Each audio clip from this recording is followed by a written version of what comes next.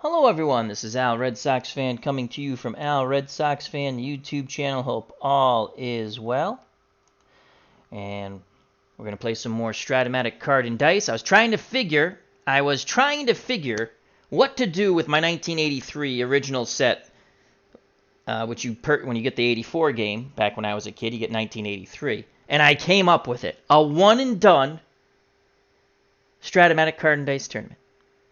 So our first two games will be called Round 1, and we have our first game, the Mets visiting the Cleveland Indians. The winner will advance to Round 2. And then our second game, which we'll probably play tomorrow or the day after, will be Minnesota and the Mariners.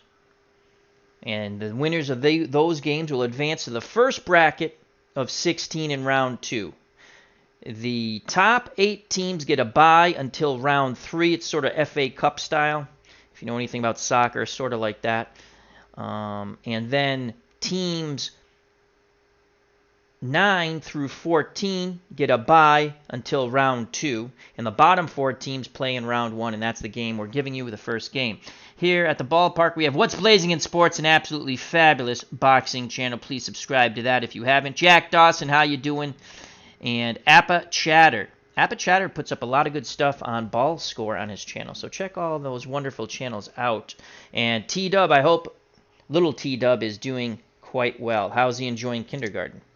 All right, so here we go. Let's start. We have the 1983 Mets, and they were 68 and 94, while the Indians were 70 and 92. So we have Tom Seaver taking on Bert Blyleven. Hello, Max Cornelius. Hope all is well. What I noticed about some of these teams, these bad teams, their pitching isn't that bad. So, all right, let's get to the starting lineups. Tom Seaver will be on the mound for the 1983 Metropolitans. He was 9 and 14 with a 3.55. He allowed 18 gopher balls. He struck out 135. Opposing him for the Cleveland Indians, we went with Bert Blyleven, 7 and 10 with a 3.91. He gave up 8 gopher balls, struck out 123. For the Mets, their starting lineup, Mookie Wilson leads off in center field, 276, 7 homers, 6 triples, and 25 doubles. Batting second, playing third base, is Ubi Brooks, 251, 5 homers, 4 triples, and 18 doubles. Batting third, playing first base, Keith Hernandez, 297, 12 homers, 7 triples, and 23 doubles. The cleanup hitter is the straw man, playing right field, Darryl Strawberry, 257, 26 homers, 7 triples, and 15 doubles. Batting fifth in left field, George Foster, former member of the Big Red Machine, 241, 28 homers, 2 triples, and 19 doubles. Batting sixth, the designated hitter. There's a designated hitter in the tournament for every game. Kong, Dave Kingman, he only batted 198, but he had 13 home runs, and against right-handed pitching is 61%, and a bunch of homers on the 2 and 3 column. Batting seventh, doing the catching, Ron Hodges, 260, no homers, no triples, 12 doubles. Brian Giles bats eighth. He'll play second base, 245, 2 homers, 15 doubles, no triples. And batting ninth, the shortstop, Jose Oquendo, 213, 1 home run, and 7 doubles. That's the starting lineup for the 1983 Metropolitans. The winner advances to the first bracket in round 2 of 16. For the Cleveland Indians, leading off, playing shortstop, Julio Franco. It seemed like he played forever. This is a young Julio Franco, 273, 8 homers, 8 triples, and 24 doubles. Batting second in right field, Shake Bake McBride, 291, 1 homer, 1 triple, 8 doubles. Batting third, the designated hitter, Andre Thornton, 281, 17 home runs, 1 triple, 27 doubles. The human rain delay bats fourth, Mike Hargrove at first base, 286, 3 homers, 4 triples, 21 doubles. I basically went righty, lefty, righty. Franco's a switch hitter. No, he's a righty, excuse me. And batting fifth, Gorman Thomas, 209, 22 homers, 1 triple, 23 doubles. Doing the catching, batting 6th, Ron Hassey, 270, 6 homers, 21 doubles, no triples. Batting 7th at second base, Toby Harrah, 266, 9 home runs, 1 triple, 23 doubles. Batting 8th in left field, George Vukovic, 247, 3 home runs, 2 triples, 13 doubles. Batting 9th, playing third base, Pat Tabler, 291, 6 home runs, 5 triples, and 23 doubles.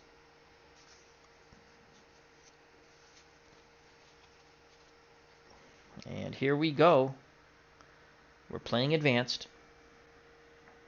Sports Time Machine, our good friend Mr. Utah Mike's in the channel. Check him out. Here we go. So, let's get a little closer, Al. We have Bert Blyleven on the mound. He'll face Mookie Wilson, switch hitter, batting lefty. Wilson, double-A stealer. You want to keep him off the base paths. Hassey sets a target. Here, the first roll of the tournament. The pitch to Mookie Wilson. Blyleven deals Wilson a 5-4. Wilson will be batting lefty. 5-4. Fly ball out to right field. Out number 1 as McBride makes the catch. So there's 1 away. And I'll bring up Ubi Brooks, third baseman for the Metropolitans. He's a right-handed batter. Righty-righty matchup. The windup and the pitch to Ubi Brooks. Blyleven fires in a 3-5. Righty-righty. 3-5. Ground ball to short. Franco has it. Throws to Hargrove. 2 away. 6-3. If you're scoring at home, you should. It's good for the brain. 2 outs. Base is empty for Keith Hernandez. Left-handed batting first baseman. He awaits the Blyleven offering. Pitch to Hernandez. 3-9. 3-9. That's a walk. So good job by Hernandez. He battles Blyleven to a walk. So Hernandez, 1 through 14 base runner. C Steeler will be held on with 2 outs. So he'll only go +1, 1 through 15. Here comes the straw man, Darryl Strawberry. This is where the Metropolitans have to do damage. Strawberry pinwheels the bat, holds it high. Blyleven nods his head. The pitch to the straw man. Strawberry, 6-6. You get your kicks on Route 66. 6, and a 7. That is a single. So Strawberry singles to right center field. Going first to third is Hernandez. Had it been a 1 through 6, it would have been a double, and Hernandez would have scored, but we rolled a 7. So the Mets looking to do some 2-out damage with runners on the corners. A walk and now a single to Strawberry. And here comes the former Big Red Machine member, George Foster. Speak quietly. Speak softly, carry a big boomstick. Blyleven nods his head. He kicks and deals to Foster. That's a 2-2. How do you do? 2-2. Righty-righty matchup. 2-2. Fly ball. Center field. Going back is Gorman Thomas. And he makes the catch. The Mets threaten, but do not score. We go to the bottom of the first. No score. Due up for the Indians. Franco, McBride, and Thornton.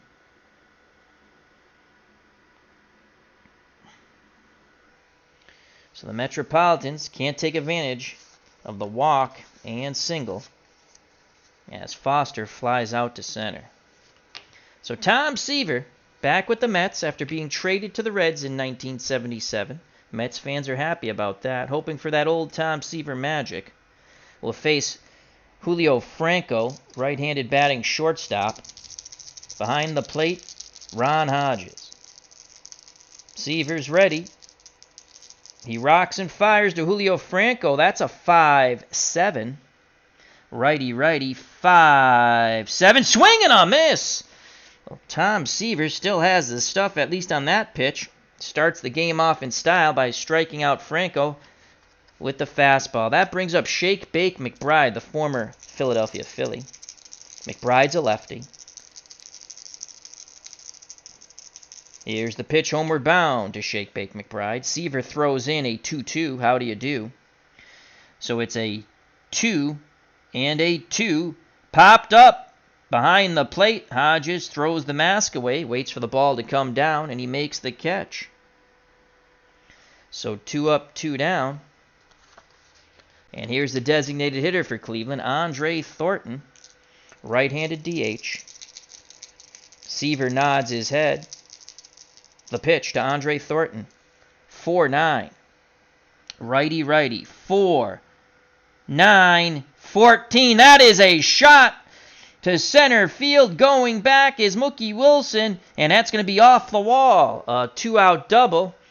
A 1 through 4 would have been a homer. We rolled a 14. 5 through 20 is a double. So Thornton stands at second with 2 outs as the Indians are looking for some 2-out magic. Todd B., how you doing? He's here at the ballpark. He said, this is a bad Indians team. LOL. Yes, that's why they're in the play-in game against a bad Metropolitan team. Though the pitching for the Mets is not bad. And if later on I might play the Mets against the Yankees when I'm done with this, way in the future, in a series, because the Mets pitching is not that. And again, I don't have all the players. I don't have the extra players, so I play with what I have. That's why I'm going with a DH. Plus, I like the DH. Here comes Mike Hargrove. And again, the Indians lineup, I basically went righty-lefty down the line. So Hargrove, the human rain delay, steps in the batter's box. The umpire says, stay in the batter's box, please, Mike. Seaver peeks over his shoulder. Thornton's at second. He'll be held on. He's a slow runner, 1 through 10. But with 2 outs, I like to hold all runners on at second. So he's 1 through 11. Seaver picks up the sign from Hodges. And now he deals to Hargrove. 6-6. You get your kicks on Route 66. Hargrove's a lefty. 6-6. Ground ball to short. And it's going to be a defense check for Jose Oquendo. And he's a 2. And we rolled an 11. Advanced fielding. 2. And an 11. We have to go to an error check. Oh boy, he's an E34. That's not bueno. So let's find the 34. And we do find the 34. And now we roll the 2 red die again. And that's a 7 on the 34. And he boots the ball. So Jose Oquendo 3 through 8 is an error. And we rolled a 7. So the Mets should be out of the inning. Thornton advances to third on the E6. So first and third, 2 outs. Indians looking to take advantage of this situation. And here comes Gorman Thomas. Thomas, a lot of swing and missing, but he does have a lot of pop in that bat. Seaver might have to get it done himself. Righty-righty matchup. Hodges sets the target, the windup, and the pitch from Tom Terrific. Thomas is dealt a 1-12. Righty-righty. 1-12. Boom goes the ball. And Gorman Thomas will touch them all. Bippity-boppity-boom. And just like that, the 1983 Cleveland Indians go up 3-0 on 3 unearned runs. 1-12, a clean home run. Righty-righty. That's why Thomas is in the lineup. So Gorman Thomas pays dividends already. We started him over Bannister. So that is heartbreak for Mets fans right there. They should have been out of the inning, but the error by Jose Oquendo. And it's 3-0. And that's a big ouch. Bippity, boppity, boom. And Seaver and Mets fans listening on the radio or watching on television are none too happy. Here comes Ron Hassey. Indians fans are ecstatic here by the mistake by the lake. Hassey, left-handed batting catcher. Seaver into the breach again. Pitch homeward bound. 5-5 to Hassey. Left-handed batter. 5-5. Ground ball slowly hit to second. Giles has it. Throws to first. And the side is retired. But the big blast by Gorman Thomas after the Oquendo error makes it 3-0 Cleveland. So Cleveland gets 3. We go to the top of the second. 3-0 Cleveland. Winner advances to the first bracket of 16 in round 2. Bert Blyleven, given a 3-run lead, will face Kong, Dave Kingman, Ron Hodges, and Brian Giles. Tribes fan is here. Hello, and Larry Harris. Hope all is well. Thank you for joining us. Tribes fan, check out that wonderful channel. So Blyleven deals to Kong. Kingman with his second go-around with the Mets. He's got home runs on the 2 and the 3 column. Here's the pitch to Kong. And that's a 3-9 ground ball to short. Franco throws to first, and that's 1 away. Oh boy, a 10 would have been a walk, and 11 and 12 a bye-bye birdie. But instead, it's a hard hit ball to Franco. So 1 down. That'll bring up the catcher, Ron Hodges. He's a left-handed batting catcher. Hodges awaits the Blyleven offering. Here's the pitch. 5-3. What will it be? We shall see. 5-3, fly ball out to right field. And Shake Bake McBride, he's a scary fielder when it comes to range. He's a 4 in right, and that's a 7 re-roll. Let's flip the advanced fielding chart.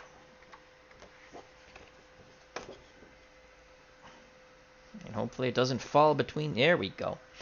So he's out in right field. 4-7. 4-7. He's not going to get to it. It's going to drop in for a single. So Hodges bloops one in on the 4-7. So it's a single for Ron Hodges. Second hit for the Metropolitans. Yeah, this is going to be a disaster. That's going to fall. All right. So here's Brian Giles, second baseman. 3-0 Indians. Indians hoping to turn 2 up the middle as Hera and Franco pinch the middle. Hodges very slow at first. Here's the pitch to Giles from Blyleven. That's a 6-8. Righty. 6-8. 16. Line shot. And making the catch at second is a leaping Toby Hera. Diving back in at first is Hodges. So Toby Hera robs Giles of a hit. So there's 2 outs. Hodges will be off on contact, so we will hold him on now. So we'll only go to 1 through 12. And here's the man who made the horrific error in the bottom of the first, which led to 3 unearned runs on the Gorman Thomas bippity boppity boom. Jose Oquendo. Oquendo, when he did get hits, did come off right-handed pitching. Hassey wiggles the fingers. Blyleven nods his head. He kicks and deals to Jose Oquendo, hoping to make amends here. 3-5, righty matchup.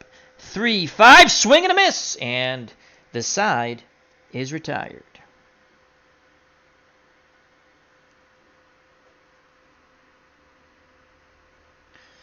We go to the bottom of the second, still 3-0 Indians.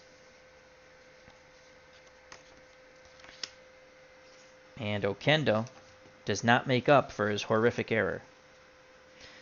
Due up for the Tribe to face Tom Seaver, who gave up 3 runs in the first. Hera, Vukovic, and Tabler. Here's Toby Hera, made a marvelous play to rob Brian Giles' counterpart. Seaver readies himself. He deals to Toby Hera. 4-10, righty matchup. 4-10. Boom goes the ball, and Toby Hera will touch them all. And he is an N for power, and so it's a homer. Had he not been an N, it would have been a single.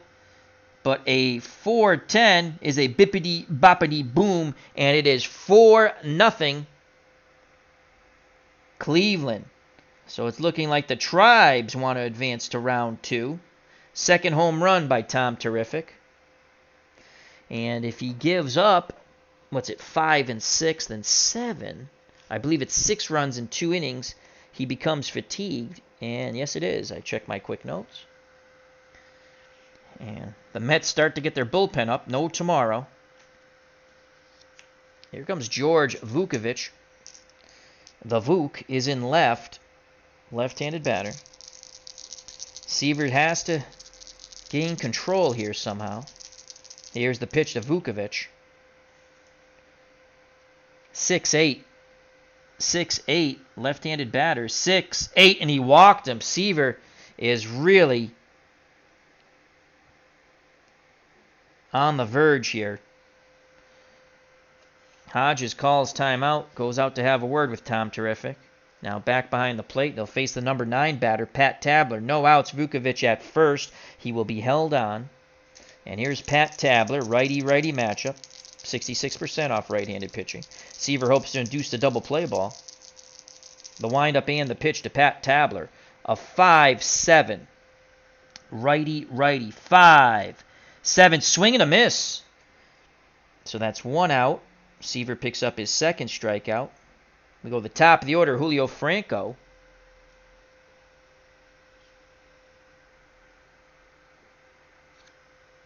Franco was a strikeout victim in the bottom of the first. Again, Seaver looking for the double play ball. Here's the pitch to Julio Franco. Righty-righty matchup. 2-6. 2-6. And that's going to be a pop-up, foul territory, third base. Going over and making the catch is UB Brooks. So 2 outs. Vukovic will be off on contact. He goes to a +13 now. Or 1 through 13. And here comes Shake Bake McBride. He popped out to Hodges. Left-handed batter. Digs in. The windup and the pitch from Seaver. 4-6. 4-6. Ground ball to second and Brian Giles. Giles is a 2 defender. And we rolled a 14. 2 and a 14. Flip the chart. Second base. 2-14. Giles charges a slowly hit ground ball. Has it. Throws to first. Nice stretch by Hernandez. And they get the speedy McBride. And the side is retired. But the Indians strike for 1 more on the slow, low blast to lead off the bottom of the second by Toby Harrah. 4-0 as we go to the top of the third. Try over the Mets.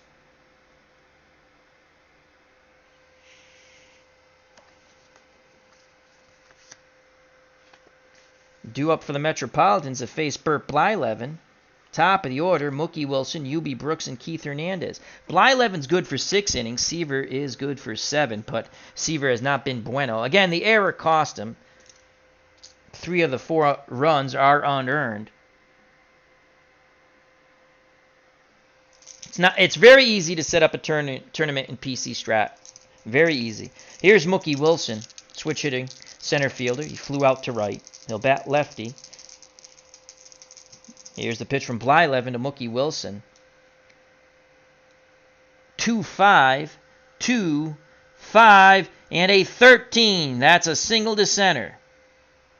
So Mookie Wilson trying to get the Mets going here in the top of the third. They're down 4-0. Well, losers out of the tournament. It's a 1-and-done.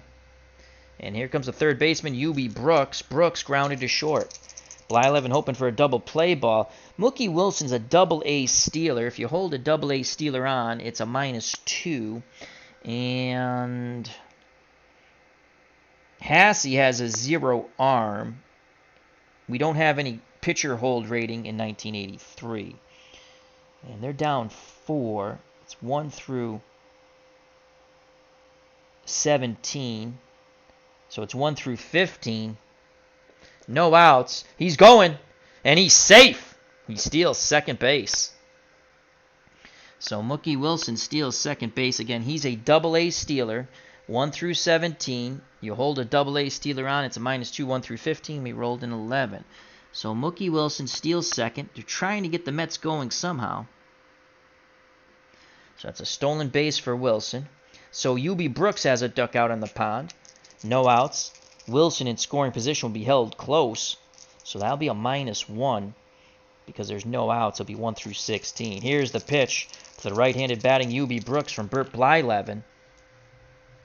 3-4. 3-4. Ground. Lucky we did that. That would have been a double play ball. Ground ball to short, holding at second is Wilson. And Franco throws to first, 1 away. That would have been a double play. So 1 out, Wilson at second. And here's Keith Hernandez. Hernandez walked his first time up. On deck is Darryl Strawberry. Left-handed batter, Hernandez. Hasse goes through the signs. Blyleven nods his head. The pitch to Keith Hernandez. A 1-10. 1-10, and that's a single to right. That is a single to right.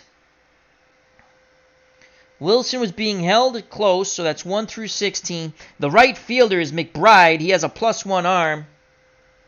So it's 1 through 17. They're going to wave him around, and oh my Lord! It's a 19! A wind current off the lake blowing in the right direction towards home plate, and Mookie Wilson is safe 1 through 17. We rolled a 19. McBride throws Wilson out. Unbelievable. So there's 2 outs now, and Keith Hernandez is at first. Wow. So he is out 9-2. McBride put a good charge on that. It was a 1-hopper, but not known for his arm. Again, a wind gust off the lake. The mistake from the lake, and the lake helps out. Mookie Wilson fought the lake, and the lake won. So there's 2 down. Hernandez is at first. And here comes the straw man, Darryl Strawberry. He's 1 for 1 with a single. Can he go? Boom goes the ball. Indians have already whacked 2 out here. Thomas and Toby Harrer. The Mets hoping Darryl Strawberry can join that club. Blyleven's ready. He deals to Darryl Strawberry. That's a 5-12 righty-lefty matchup. 5-12, slowly hit ball to first base. Hargrove has it, flips underhand to Blyleven, who steps on the bag, and the side is retired. Mookie Wilson is thrown out at the plate. The Mets fail to score. We go to the bottom of the third. 4-0 Indians in our 1983 1-and-done tournament. Anything can happen, though. Due up for the Indians, Andre Thornton, who's doubled and scored. Mike Hargrove, who reached on the Oquendo error and scored. And then the man who hit the 3-run homer, Gorman Thomas. Those 3 runs unearned due to the Oquendo error. So here's Andre Thornton. Tom Seaver back up on the bump in the bottom of the third. The windup and the pitch to Andre Thornton. That's a 2-5 righty-righty matchup. 2-5 ground ball to Oquendo. He has it. He'll throw to Hernandez. 1 down. And here's Mike Hargrove. Reached on the Oquendo error. The pitch to Hargrove. Seaver fires in a 4-7. 4-7. Swing and a miss. Seaver blows the fastball by Hargrove. That's Tom Terrific's 3rd strikeout. Seaver settling in. He has given up 2 gopher balls. Here's Gorman Thomas. He hit 1. The pitch to Thomas. Seaver deals a 2-9 righty-righty matchup. 2-9 ground ball to Oquendo. Over to Hernandez. And 1-2-3 go the Indians. So the Mets and Seaver finally put a goose egg up and keep the Indians off the board. We go to the top of the 4th. 4-0 Cleveland. Due up for the Mets, Foster, Kingman, and Hodges to face Bert Blyleven. George Foster flew out to center. Here's the pitch from Blyleven. That's a 1-5 righty-righty matchup. 1-5 ground ball to Franco at short. He throws to Hargrove, 1 down. The shortstops in this game are getting a lot of work here. So that's 1 away. And here comes Kong, Dave Kingman. Kingman grounded out to short. Kong would like to go yard. Hasse wiggles the fingers. The pitch to Kong. Blyleven tosses in a 1-7 off-speed pitch. 1-7. Swing and a miss. Way out in front of it is Kingman. And Blyleven picks up his second K. So there's 2 outs. And now I'll bring up the left-handed batting catcher, Ron Hodges. He singled in his first plate appearance. Blyleven kicks and deals to Hodges, 2-7. 2-7, and Hodges works a walk. So he's 1 for 1 on base twice now. And I'll bring up the second baseman, Brian Giles, who was robbed of a hit by his counterpart. Toby Harrah made a leaping catch, denying him a line drive base hit to right. Hodges takes a lead, and with 2 outs, we hold all runners on. So he'll only be a +1, 1 through 12. Here's the pitch to Giles. Blyleven fires in a 1-11. 1-11, line shot, and Julio Franco makes the catch. Giles has hit the ball on the screws twice. 2 line outs, and the side is retired. Franco didn't even have to move.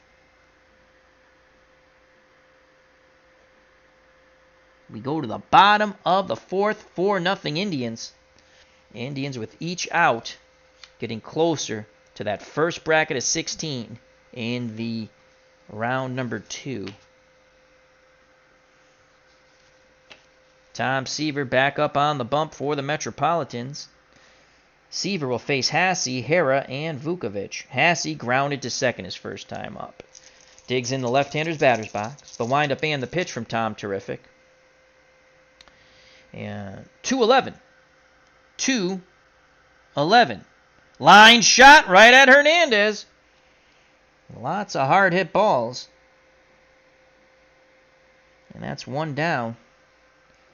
So Hasse's now 0 for 2. Here's Toby Harrah. Harrah hit a homer in his first plate appearance. 4-0 Indians. 1 out, bottom of the 4th. Hodges wiggles the fingers. Seaver nods his head. He rocks and deals to Toby Harrah. 1-9 to Toby Harrah. 1-9 and a 9, and that is a line shot past the dive of Jose Oquendo at short. 1 through 17 is a single. We rolled a 9. Had it been high, 18 or 20, it's a line out to short, so that's a line drive past Oquendo. And Toby Harrah's 2 for 2. Harrah is a B stealer. Hodges has a +1 arm. So, if we hold a B stealer on, that's -3 +1, so he's 1 through 11. He'll stay put with 1 out. And here comes George Vukovic, left-handed batter. He walked his first time up. The pitch to Vuk. Seaver tosses in a 1-6. 1-6. Lazy fly ball to center field. Wilson Camps makes the catch. 2 down. Retreating back to first is Toby Harrah. He'll be off on contact now. They will hold him on. As he was anyone above a C and above was an automatic hold for me. And I'll bring up Pat Tabler, the number 9 batter. He was a strikeout victim in his first plate appearance. Seaver works quickly to Tabler. 5-4. Will this close the door? 5-4. Ground ball. Slowly hit to Giles. Giles has it. Throws to first. And the side is retired. The single doesn't hurt. We go to the top of the 5th. 4-0 Indians.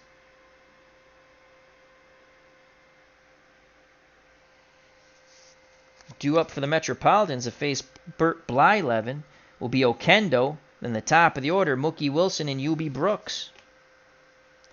Again, Blyleven is good for until he gets to the 6, and then that's when you start the point of weakness check. So here's Jose Oquendo. His error cost the Mets 3 runs, and then he struck out in his only plate appearance. The pitch to Jose from Bert Blyleven. 5-11. 5-11. Ground ball, second base. Toby Harrah is a 4 at second, and that's a 9. So a 4 and a 9 goes to an error check, and he's a 41. That is not good. Find the 41. 41 or more. Oh, boy, that is bad. Basically, 3 through 12, he has committed the error. It's a 4. So Toby Harrah has booted the ball. And Jose Oquendo reaches. Mets will take anything they can get. So that's an E4 on Toby Harrah. So Oquendo's at first. He's going nowhere. He's a D stealer. He will not be held on until 2 outs. And that's Mookie Wilson. Oquendo, though, runs at 1 through 15. Mookie Wilson is 1 for 2. He flew out to right, singled, stole second, was thrown out when the Mets thought they had a run. A line shot out to right, one hopper to Shake Bake McBride, who got a gust of wind, and they threw Mookie Wilson out at the plate. 1 through 17, he would have been safe. We rolled to 19. Here's the pitch to Mookie Wilson. Mets down 4. That's a 3-7. 3-7, swing and a miss. Blyleven challenged him with a fastball. Mookie couldn't get a piece of it. So there's 1 out, 1 on. And here comes UB Brooks, Mets third baseman, has grounded to short twice. He's 0 for 2. The pitch to Brooks. Righty-righty matchup. 6-7. 6-7. That's a single to left. Station to station. We'll go. Oquendo is a 1 through 15. They're not holding him on. 1 out. Vukovic is a -1. They'll go station to station. They're down 4. So Brooks singles. He's now 1 for 3. Oquendo advances to second. Remember, he reached on the error by Toby Harrah. And here comes Keith Hernandez, and Darryl Strawberry's on deck. Hernandez is 1 for 1. He's walked and single. Digs in that left-hander's batter's box, ready to grip and rip. Blyleven hopes to throw a pitch that will induce a double play ball. Hodges pounds the mitt, sets the Hassey pounds the mitt, sets the target. Here's the pitch to Keith Hernandez. That's a 6-6. You get your kicks on Route 66. 6, and an 11. That is a single to center. 2 stars. Oquendo will score from second, so that's an unearned run. And going first to third is UB Brooks. The Metropolitans are on the board. It's 4-1. Hernandez now 2 for 2 with a ribby. RBI. That's 3 RBIs down here. RBI for Thomas. Forgot to mark that. And the Mets are doing some damage now. So Brooks stands at third. Keith Hernandez at first. And here comes Darryl Strawberry. Hernandez will be held on. He's a C stealer. The Straw Man has singled and grounded to first. If Strawberry goes yard, we have a tie ball game. Hassey goes out to have a word with Blyleven, now back behind the plate. Blyleven takes a deep breath, arms down to his chest, the windup and the pitch to Strawberry. A 5-3. What will it be? We shall see on the 5-3. 5-3. Fly ball out to right field to McBride. And again, he is a 4 when it comes to range. So Shake Bake McBride, right fielder, 4. We rolled a 9. Flip the chart. A 4 and a 9 for range. We don't know if we have to go to error check yet. Right fielder, a 4 and a 9. We will go to the error check. McBride, error rating is a 9. That's not too bad. All right, we've located the 9, and that's a 12. That should be good. Usually a 12 is good on the error rating. And it is. Fly ball B, 7, 9 through 12 is an out. So McBride makes the catch going towards the corner. It's fly ball B, first and third, fly ball B. And UB Brooks will score. Let me double check that. E9. Yep, fly ball B. Batter is out on fly out. Runner on third scores. Other runners hold. So the Mets have cut the lead in half. Strawberry will pick up an RBI. It's now 4-2. So the straw man gets a sac fly and an RBI. So it's 4-2. UB Brooks scores.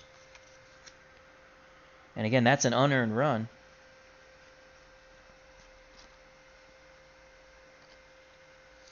And now bring up George Foster. Foster, one swing of the bat can tie it at 4. The quiet man is 0 for 2. He's flown out to center and grounded to short. The pitch to Foster. Blyleven fires in a 3-8. Oh boy. 3-8. Hard hit ball to short. Franco has it. Throws to first and the side is retired. Second time Foster's grounded out to short. He's 0 for 3 now. But the Metropolitans do score twice. Aided by the error by Toby Hara. We go to the bottom of the 5th. They've cut the lead in half. It's 4-2 Indians. Game's getting interesting.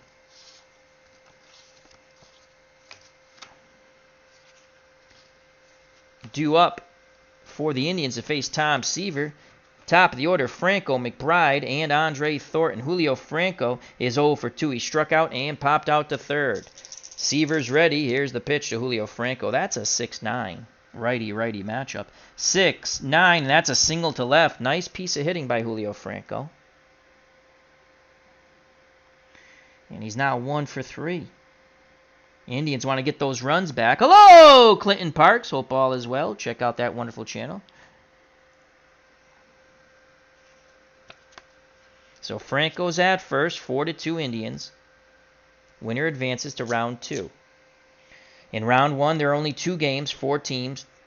Those 2 winners will advance to the first bracket of 16 in round 2.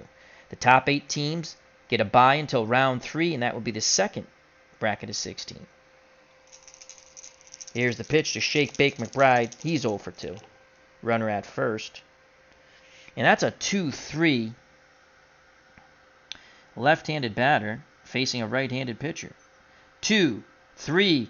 Ground ball. Hard hit to second. Giles to Oquendo. Back to Hernandez. 4-6-3. I thought about having Franco steal. I didn't. I should have. 4-6-3. He's an A stealer. Hold him on. -2. 1 through 13. Hodges is at 1 through 4. I should have done it. I didn't though. So that's a double play ball. There are 2 outs. Base is empty. I thought about it. I didn't do it. Oh well. And here's Andre Thornton. Thornton has doubled and scored and grounded to short. He awaits the Seaver offering. Pitch homeward bound.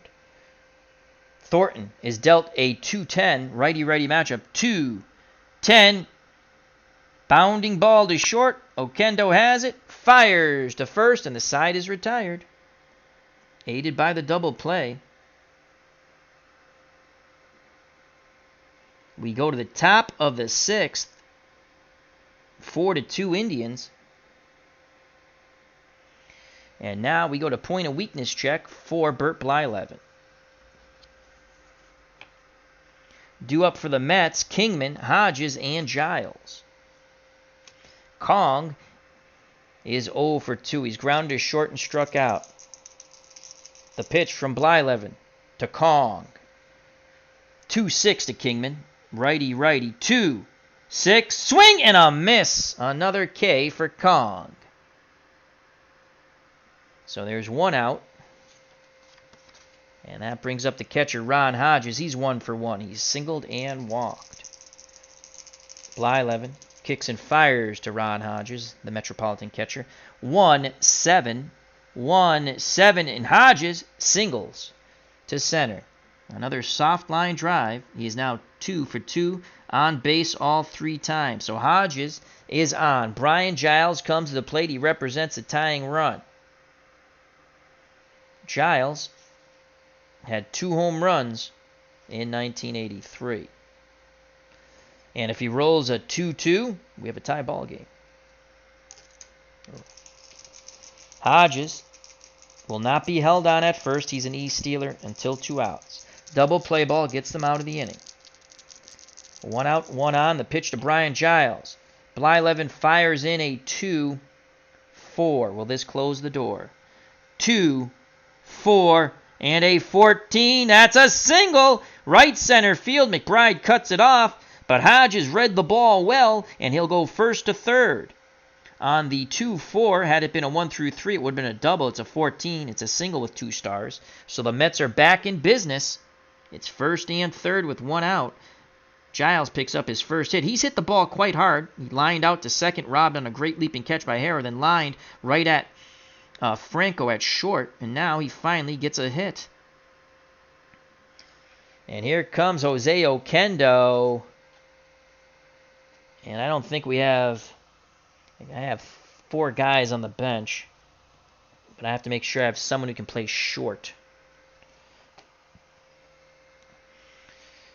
Tying run is at first base, and Brian Giles, he's an A-stealer. They will hold him on. Oh, we have Danny Heap. Danny Heap against righties, 88%. Bob Baylor, 71%. Junior Ortiz is our backup catcher.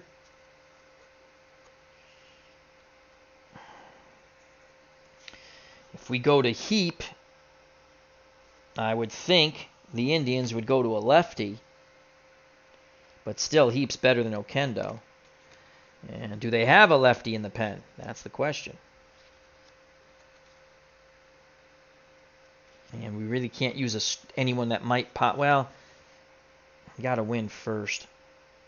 Neil Heaton's a lefty. Starter reliever. Juan Eckelberger is a righty. Jamie Easterly, I believe, is their closer. He's a lefty. And Dan Spillner is a righty. Easterly, 3.67. Eckelberger's a righty.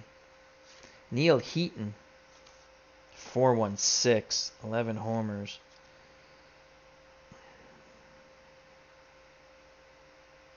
What's Blyleven do against lefties?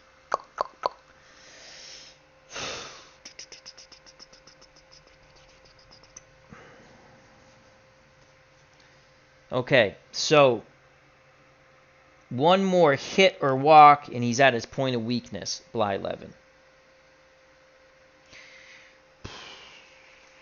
Do we go early with Jamie Easterly? He can go 2 innings. We're only in the top of the 6th, but this is the important part of the game. This is the important part of the game. And then we can piece it together, I guess.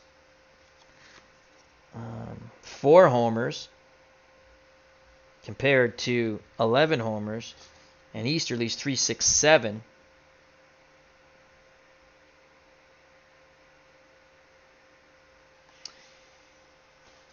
You know what, though? Strangely enough, 19%. Yeah, 33. Yeah, lefties hit Easterly better. We're going to go to Heaton. Lefties only 19%. I was just looking at the cards going, yeah, well, lefties, he's tougher on lefties. So that's it for Blyleven. Blyleven can win it or get a no decision. He's responsible for the tying run at first.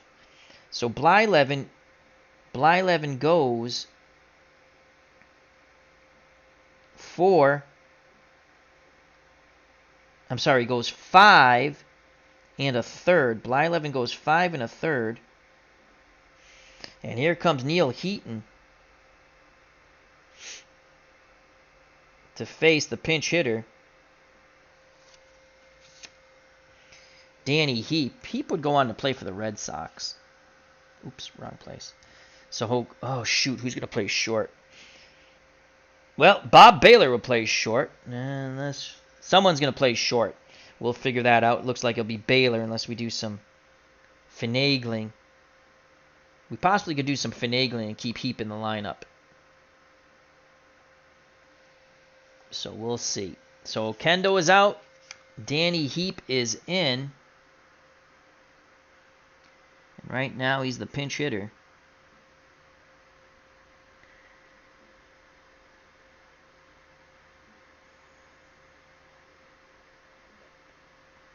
So Heap will pinch hit. Oquendo's day is done. We'll figure out possibly Baylor will be the shortstop. And I'd rather try to scooch around the position players. Blyleven just took out the water cooler in the dugout, says Todd B. Oh, Blyleven none too happy as we get the report from our sideline reporter, Todd B.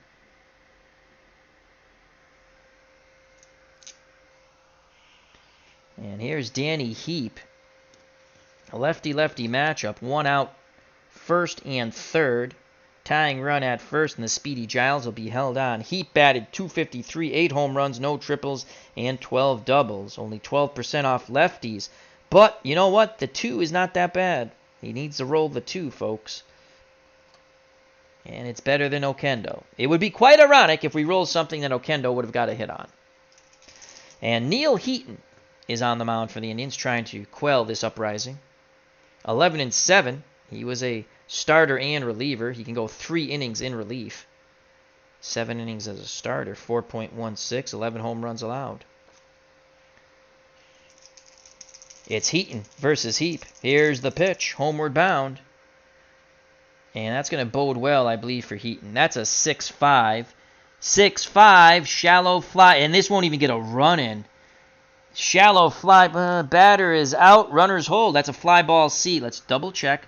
6-5. 6-5. Shallow fly ball. Thomas comes in. Makes the catch. Holding at third is Giles. Now, had we kept Oquendo in, righty, you son of a bitch. 6-5 would have been a single 2 stars. Well, you see that? We brought in supposedly the better hitter, and I wanted to torture myself and look. So Heap flies out to center. It's 2 outs now. Would have been a hit. And here's Mookie Wilson. And Heaton. That's pretty funny. I had a feeling. I had a feeling. So Mookie Wilson comes up. He's a switch hitter. And he'll bat righty. And now do we take Heaton out? Against righties, 81%. That's not bueno.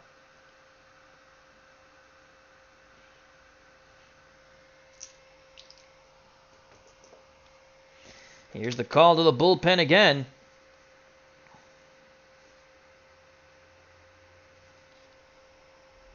Oof, 507 for Spillner. Ugh. But much better card, obviously, against... But then he goes to lefties. See, it's the same. 41. Yeah, but it's still much better.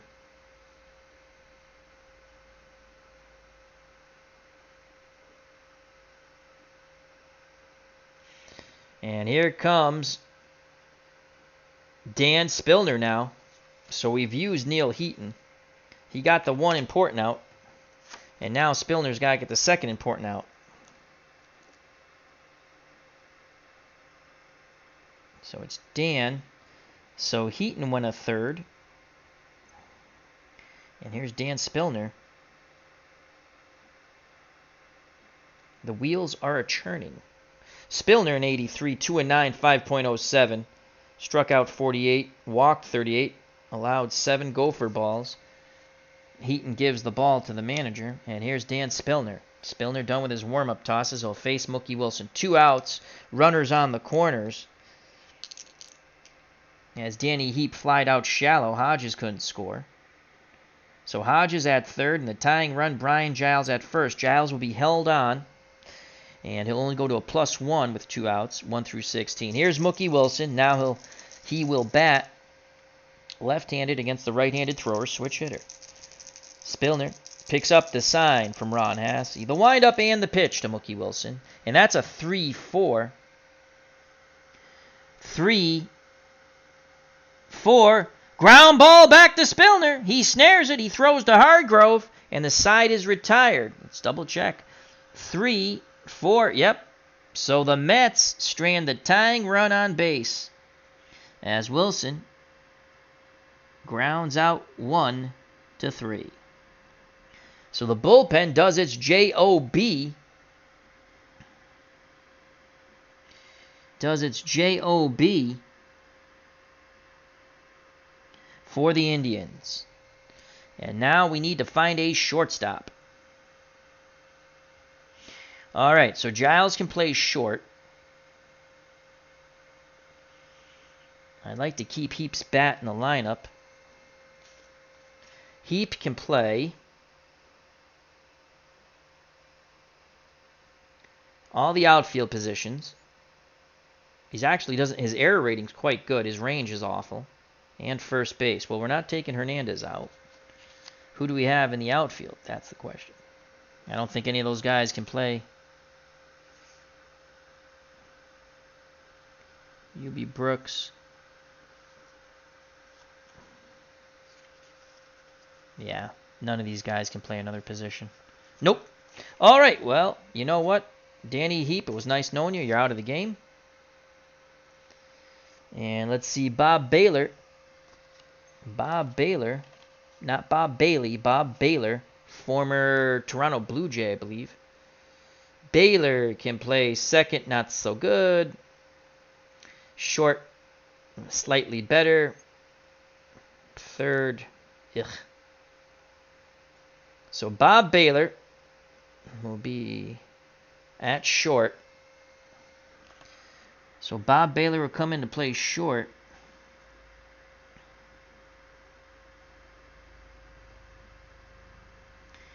Now it's Bob Baylor at short. He's a 4, E26.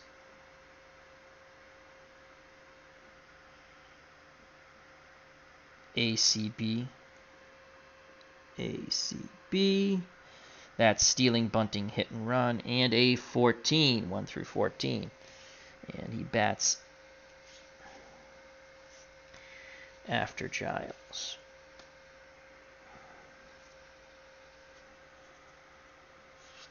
And then Mookie Wilson. All right. The accounting is done. Mets squander an opportunity there. They don't get any in the top of the 6th. Indians bullpen did a very nice job. They went to Heaton and Spillner to get the final 2/3 in the top of the 6th. We go to the bottom of the 6th. 4-2 Indians. Hargrove, Thomas, and Hassey to face Tom Seaver. Seaver's given up 2 bippity-boppity booms. Here's Mike Hargrove. Hargrove is 0 for 2. He reached on an error by Okendo, who's out of the game. Baylor's now playing short and struck out. Seaver deals to Mike Hargrove. That's a 4-6. Pick up some sticks. Left-handed batter. 4-6. Ground ball to second. Giles is a 2 defender. And that's a 6. Flip the old chart. 2, 6. He'll throw to first. 1 out. Ground ball A. 0 for 3 for the human rain delay. Mike Hargrove. And here comes Gorman Thomas. Thomas 1 for 2, a 3-run homer, and a ground out to short. Seaver kicks and fires. 4-10. Righty-righty matchup. 4-10. Boom goes the ball again. And Gorman Thomas will touch them all. His second home run. The Indians get 1 back. It's now 5-3. Again, that is a 4-10. And that is a roll of pure death on Tom Seaver's card. 4-10. A straight homer. Bippity, boppity, boom. Once again for Gorman Thomas. Well, that was a good decision to start him over Bannister. Picks up his 4th RBI. 2 for 3, 2 homers. And it is 5-2. 1 out, base is empty for Ron Hassey. Mets have their bullpen working. Hassey's 0 for 2. Grounded out and lined out. Here's the pitch to Hassey. Seaver tosses in a 3-8. 3-8, and that's a walk.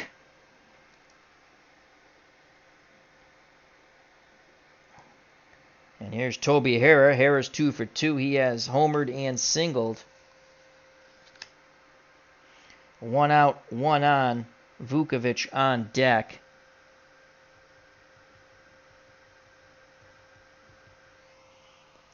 And that could be it for Tom Terrific, as much as we love him. No tomorrow.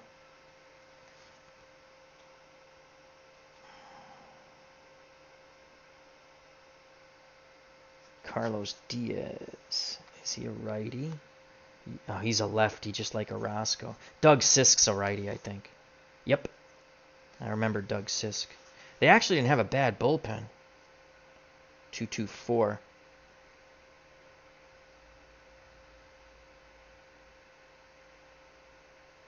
Got some walks on there, though.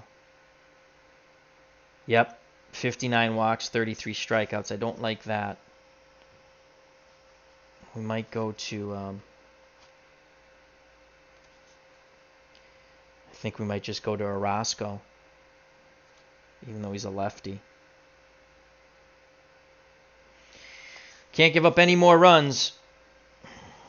In a one-and-done tournament, Tom Seaver is done. So Seaver in line for the loss. Seaver pitched 5 1/3 innings. And they're going to go to their best bullpen arm, Jesse Orozco.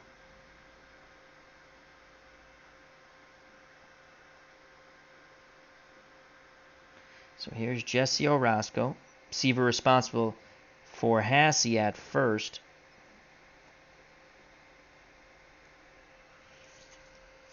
Jesse Orozco, left-handed thrower, 13-7, 1.47 earned run average. He struck out 84, allowed 3 gopher balls. Seaver gave up 3 home runs, 2 to Gorman Thomas and 1 to Toby Harrah. Orozco will face Toby Harrah now with Hassey at first. They're not holding him on. He's a D-stealer, 1 through 9 base runner. Orozco deals to Toby Harrah. 5-11.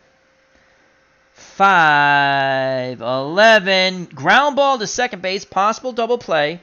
We know that Giles is a 2 defender, and that's a 10.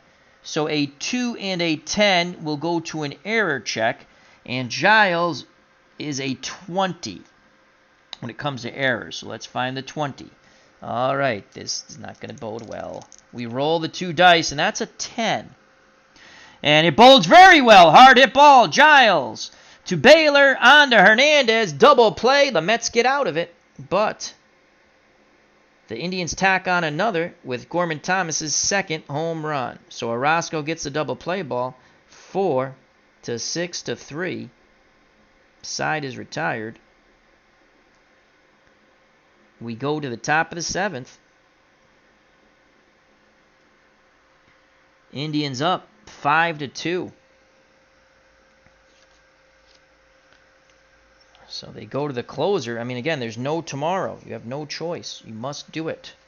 No tomorrow. Now, do we want to stick with Spillner? Spillner pitched a third of an inning. And I think we will stick with Spillner.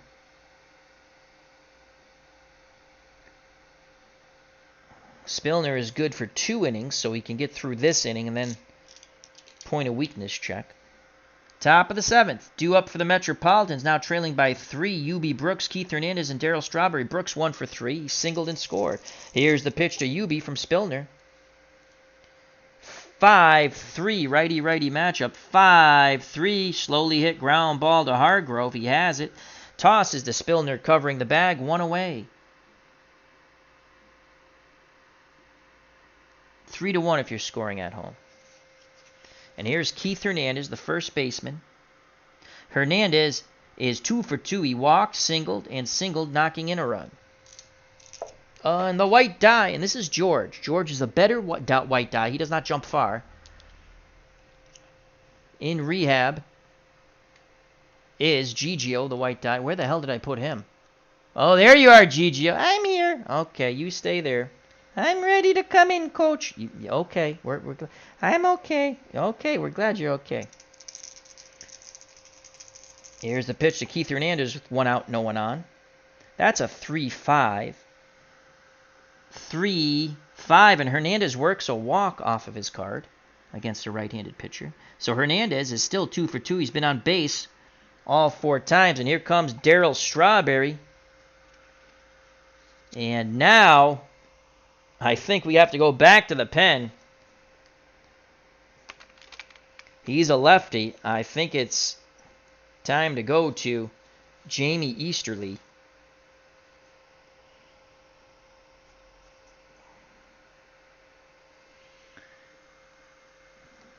I think we got to go to Jamie Easterly.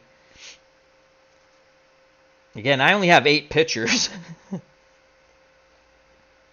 Larry Sorensen is a right. You got to go to Jamie Easterly. You got to go lefty-lefty here and try to take some of that play away from Strawberry at the plate. So Spillner goes 2/3 of an inning. And the Indians will go to their 4th pitcher, Jamie Easterly. Mets fans hope he'll be the Easter Bunny for them. Jamie Easterly in 1983, 4-3 with a 3.67. And he's good for 2 innings out of relief. Struck out 45, gave up 4 homers, and walked 32. So here's Jamie Easterly. 1 out, Hernandez at first, Strawberry at the plate. Strawberry, 24% against lefties. He awaits the Easterly offering. Here's the pitch homeward bound to the straw man. 1-11. 1-11, and Strawberry is hit by the pitch on the 1-11. Easterly comes in a little too tight, and that's a hit by pitch. And that will bring the tying run to the plate. Hernandez goes to second. Strawberry goes to first. And here comes George Foster. Speak quietly. Use the big boomstick. Foster. Now do we stick with Easterly? Well, you know what? He has a tougher time against lefties. But that 3 column, 2, 3, 4, 5, straight homers, a 6, 1 through 12 homer. He wants that 3 column. If he gets it, we have a tie ball game. It's 5-3 right now, and it's Jamie Easterly trying to maintain this lead with 1 out, 2 on, and Foster the tying run at the plate. Foster's flown to center and grounded to short twice. Easterly hoping to induce a double play ball.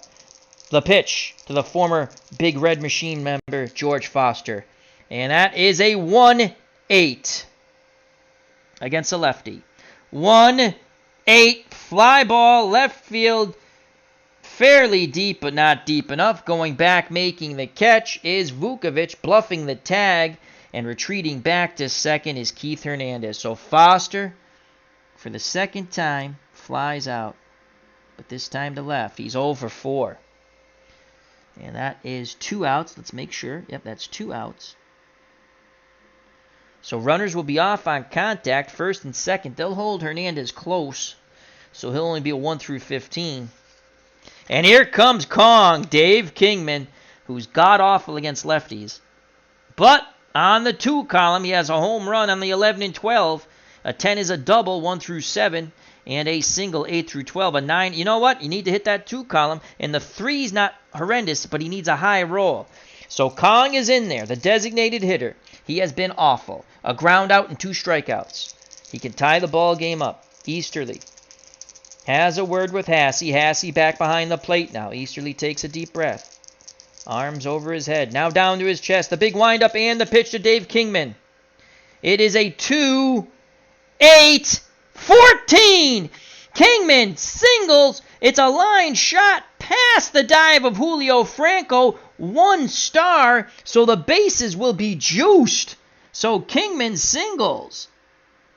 A 1 through 14's a single. We just got it past the effort of Julio Franco. 1 star. Again, 2 left-handed pitcher. 2-8. That's a single. 1 star. So the bases are juiced. Hernandez to third. Strawberry to first. Kingman clapping his hands. The second, excuse me. Kingman clapping his hands at first. And here comes Ron Hodges. Hodges is 2 for 2. A single, a walk, and a single. But he is god-awful against lefties. You have to hope for a walk.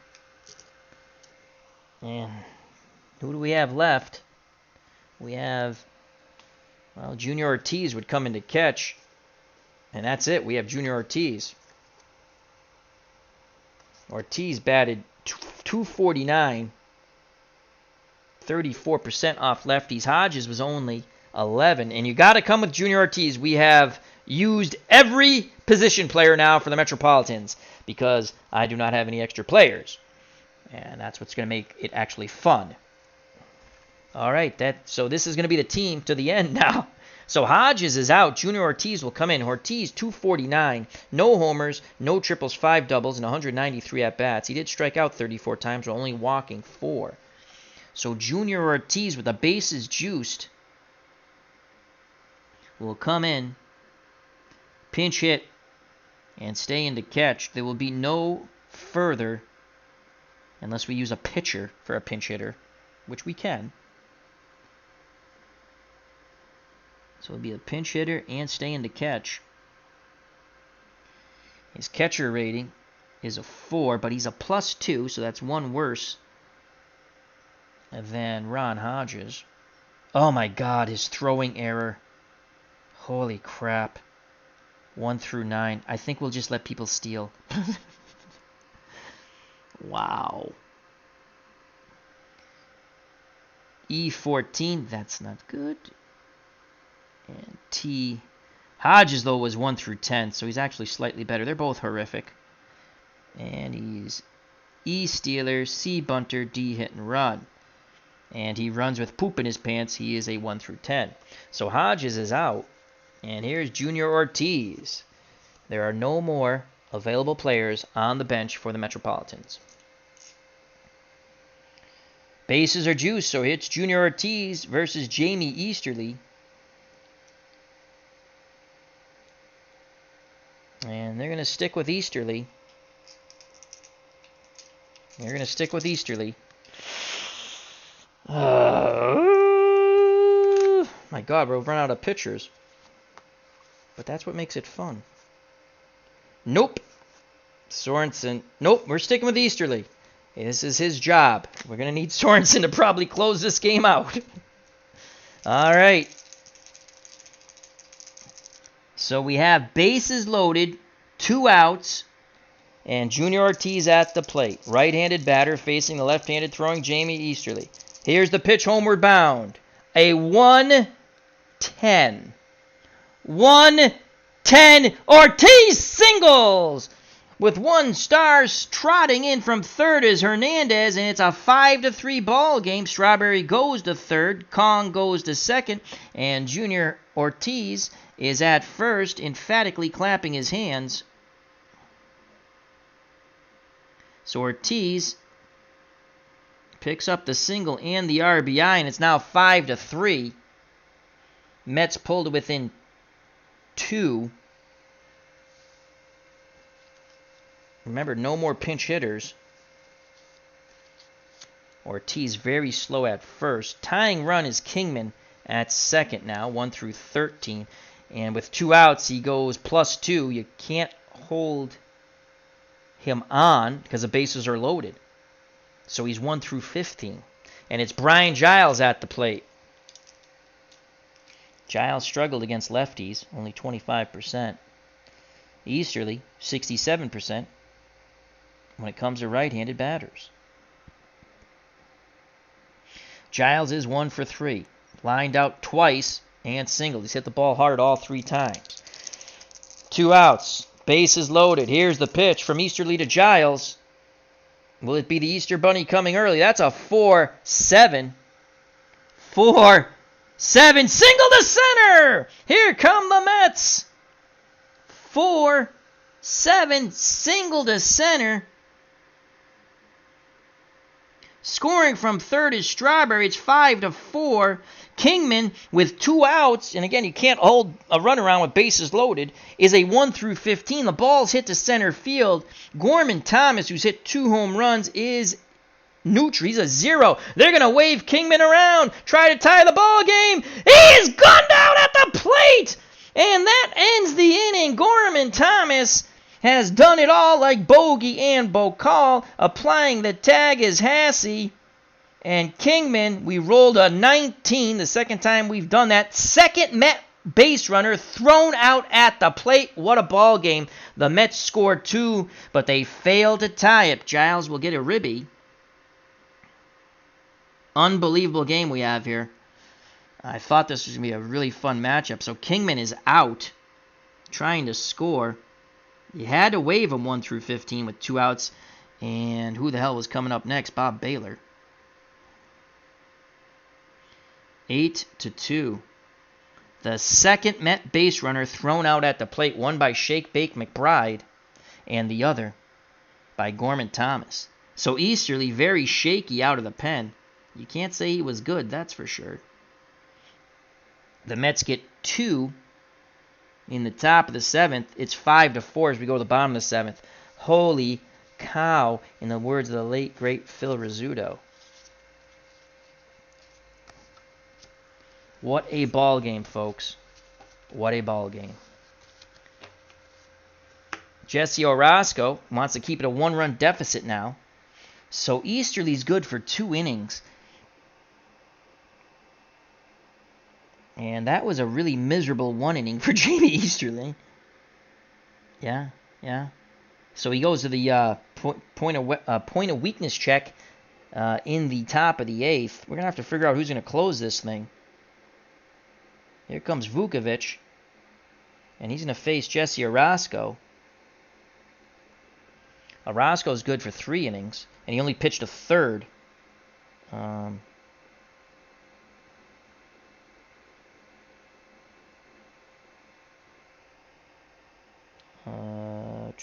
Walk, double play. Yeah, well, 2/3. 2/3, I'm sorry. Because he got the double play ball. He pitched to 1 batter.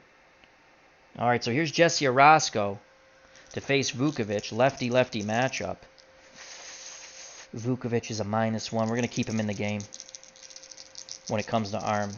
He's looking for that 3 column. Here's the pitch from Orozco to Vukovic. He doesn't get it. It's a 2-7. 2-7 jammed and popped up. Third base, Brooks has it. 1 down. And I'll bring up the 9th place hitter, third baseman Pat Tabler. Tabler's 0 for 2. He has struck out and grounded out. Orozco picks up the sign from his new battery mate, Junior Ortiz. Here's the pitch to Tabler. That's a 6-7. I'm sorry, 4-7. 4-7, and Tabler walks. So Tabler walks. 1 out, 1 on. Tabler will not be held on. He's a D-stealer. 1-11. And now bring up the top of the order. Julio Franco, 1 for 3. Struck out, popped out, and singled. Mets trying to get a double play ball as Giles and Bob Baylor squeeze that middle. Here's the pitch to Julio Franco. Orozco deals Franco a 1-9. 1-9, and that's a walk. Oh, boy. Back-to-back walks. And here come the Indians. So 1 out, 2 on. And now Jesse Orozco just rubbing up that baseball as Junior Ortiz comes out to have a word with him. Here comes Shake Bake McBride. McBride, the number 2 hitter, is 0 for 3. A pop-out, a ground out, and a double play. And that's what hope that Orozco and the Mets have. Another double play. Orozco deals to the left-handed batting Shake Bake McBride. That is a 2-4. Will it close the door? Lefty-lefty. 2-4. Hard hit ball to Hernandez. He throws to Baylor across the bag. Back to Hernandez. Double play. Inning over. 3-6-3. So Orozco, whatever words that Ortiz gave him, and again another double play ball by Shake Bake McBride. 3-6-3 as Hernandez got back to the bag. And the inning is over. The 2 walks don't hurt. We go to the top of the 8th, and it's 5-4 Cleveland. Winner advances in our 1-and-done 1983 tournament. And Bob Baylor will be at the plate. He came in after all those switches. What inning was that? I don't remember, but he pinch hit. Flew out to center. It was shallow. See, had we knocked in a run there, we had a tie ball game, but it was a shallow fly ball. So McBride bangs into the double play. And it's Easterly back up on the mound. Goes to his point of weakness check. Top of the 8th. He's going to face Baylor, Wilson, and Brooks. Tense moments here. Let's go to Todd B. As Todd B says, maybe Gorman can slam his 3rd. Where is Doug Jones when you need him? Yeah, I'll tell you who we have left, Todd B. Again, I don't have the full roster. So our pitchers that are left, Sutcliffe, who's a pure starter, who will start game 2 if they get to the second round.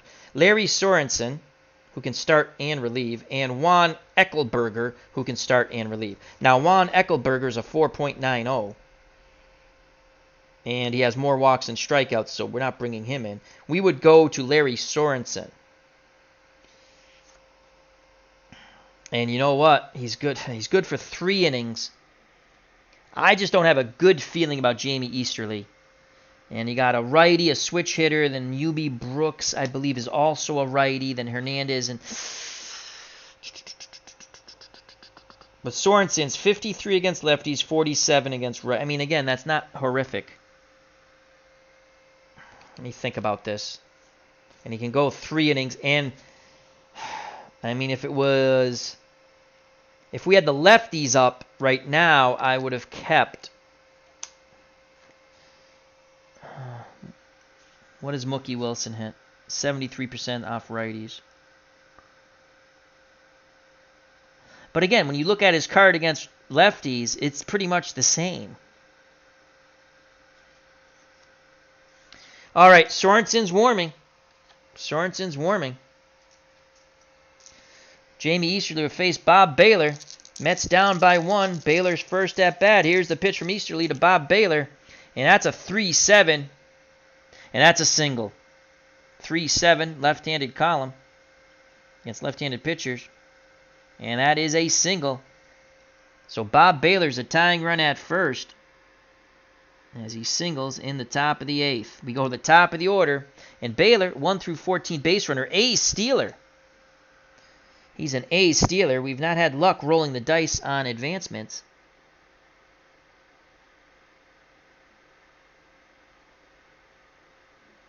Clinton, someone can join if I invite them. So if you send me the name and you like the person and trust the person, they can join our Discord. Send me the name and somehow we have to send the link. So you can actually, I believe you can, but you better make sure it's a good person. If you like them, I'm sure they're a good person.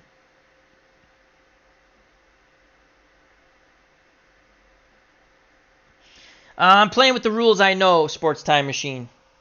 So I'm not familiar with that, so I'm playing with the rules I know. And I play them for both teams, so it's fair.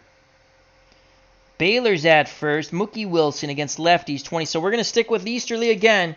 And that's 1 hit. That's 1 hit. Here's the pitch to Mookie. Again, a stealer. You hold him on. -2. So that's 1 through 13. Hassey is a 0. 1 through 13. Wilson's a horrible bunter. Can't take the chance. We've rolled horrible. Hit and run C. They're holding him on, which means the hit and run would be more available. Because you would hold him on. I mean, there's no doubt you wouldn't hold him on. So let's check the hit and run out. Infield in or a runner is being held on. Proceed preceding letter. So he'd be a hit and run B.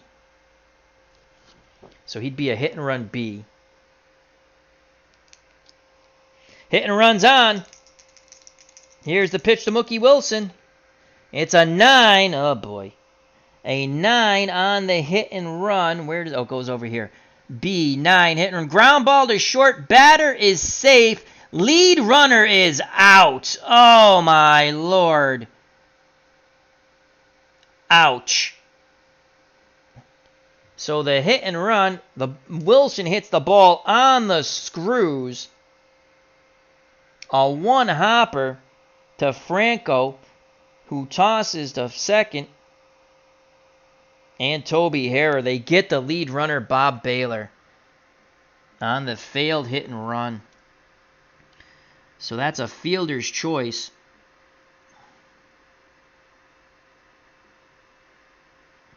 Baylor is out. 6-4. 1 out. Wilson replaces him at first. And that was we're just going to write up here, failed hit and run. That is a killer. Cannot get the runner in scoring position. Wilson is a double-A stealer. He has stolen a base. But here's UB Brooks. Double-A stealer is 1 through 17. You hold a double-A stealer on -2, 1 through 15. Hassey's neutral. There goes Mookie Wilson, and it's a 14. He is in there. 1 through 17, -2. Yep. So Mookie Wilson steals his second base. So then he makes amends for the failed hit and run. Tying run at second, the speedy Mookie Wilson. Here's UB Brooks, third baseman, 1 for 4, 3 ground outs and a single. He scored a run. They'll stick with Easterly.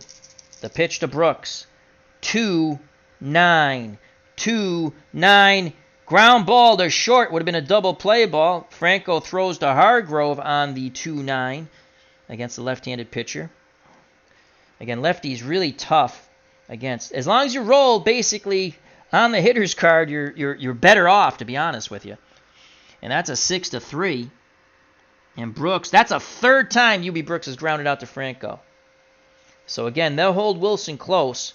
He'll only be a 1 through 18. And here's Keith Hernandez, lefty-lefty matchup. And that's only 1 hit, so he's okay. And then Strawberry comes up next. Keith Hernandez has been on base all 4 times. 2 singles, a ribby, and 2 walks, and he scored a run. Here's the pitch from Easterly to Hernandez. Indians fans hold their breath. 4-2, how do you do? 4-2. Ground ball back to Easterly. He has it. He tosses to Hargrove, and the side is retired. Lefty-lefty, 4-2 ground ball B to the pitcher. Mookie Wilson, tying run, stranded at second. We go to the bottom of the 8th. Cleveland clinging to a 5-4 lead. Mets are 3 outs away from elimination. It's been one heck of a fun ball game. The play-in game. Only 2 games in round 1, 4 teams to advance to round 2, and the first bracket is 16. So Jesse Orosco, again, good for 3 innings. He goes into his 8th. So that was 5, 6.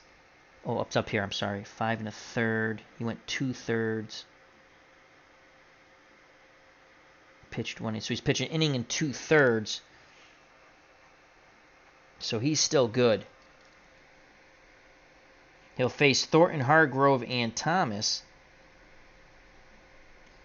Andre Thornton's doubled, scored, and grounded to short twice. Orosco to Andre Thornton, the designated hitter. 3-11. 3-11. Hard hit ball to short. Baylor throws to Hernandez. 1 down. Actually, it was a B, but we're going to say hard hit ground ball. And that's a third time Andre Thornton's grounded out to short. That's pretty funny. Here's Mike Hargrove, lefty-lefty matchup. The windup and the pitch from Orozco. 6-4. 6-4. Ground ball to Baylor at short. Defense check. Range check. All those horrific things. Baylor is a 4-range E26. We rolled a 10 at short. And it'll be a defense check. He's an E26. Let's find that. We have found it. And it will be horrific. That's a 9. That might not. Oh, he has it. Nice play. Ground ball A. And that will be out number 2. Another 6-3. So a nice play by Baylor on the hard hit shot to his backhand. Quickly pivots and throws to Hernandez. So 2 outs here in the bottom of the 8th. 9 on a 26. Yep. 26. Yep. Nah, it's an out. And here comes Gorman Thomas. Thomas, the man of the hour. 2 homers, 3 ribbies, and he threw out Dave Kingman at the plate to end the top of the 7th. That was a tying run. McBride has thrown out a runner. That was Mookie Wilson. So 2 Mets have been thrown out at the plate. 5-4. 2 outs, bottom of the 8th, Indians. Orozco picks up the sign from Junior Ortiz. Here's the pitch to Stormin Gorman Thomas. 5-8. Right-handed batter. 5-8. Fly ball deep to left, but not deep enough. At the warning track in front of the wall, making the catch is the left fielder. Who's in left? Oh, George. That's the first time. George Foster. We've called Foster's name. So Foster makes the catch in left. And we go to the top of the 9th. Last call. Last call for alcohol at 2. You're through. It's the last call for the Metropolitans. Easterly will face Strawberry, and then I think we're going to go to Larry Sorensen. Because you have Foster, Kingman, and Ortiz, all righties. So Easterly will face Strawberry. 1 swing of the bat for the Straw Man can tie it up. He has a single, a ground out to first, a sac fly for a ribby to right, and he was hit by a pitch and scored in that 7th inning uprising, when the Indians almost lost the lead. Lefty, Strawberry awaits the Easterly offering. He kicks and deals to the Straw Man. That is a 4-7. Lefty. 4-7. Single to left. Strawberry goes the other way. 4-7. And that's a single to left. Strawberry picks up his 2nd hit. He represents the tying run at first. He's an ace stealer. He will stay put. And here comes George Foster. And again, Foster hits better off righties. But Easterly is struggling mightily.